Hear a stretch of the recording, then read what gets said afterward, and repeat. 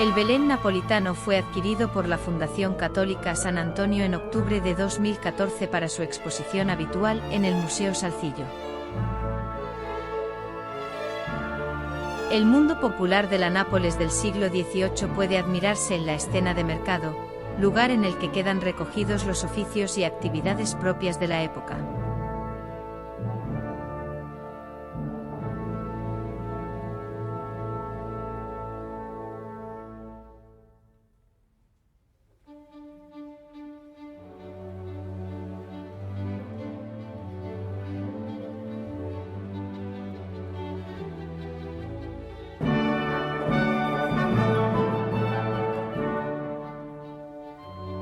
Las piezas que conforman este conjunto, más de 600, están datadas entre 1725 y 1790.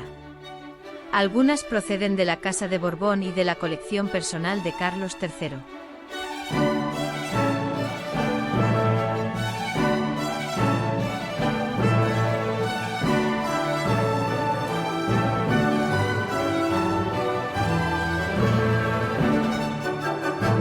En el Belén se mezcla lo cortesano y lo religioso, lo sofisticado con lo popular, a la vez que se muestra la vida cotidiana del siglo XVIII.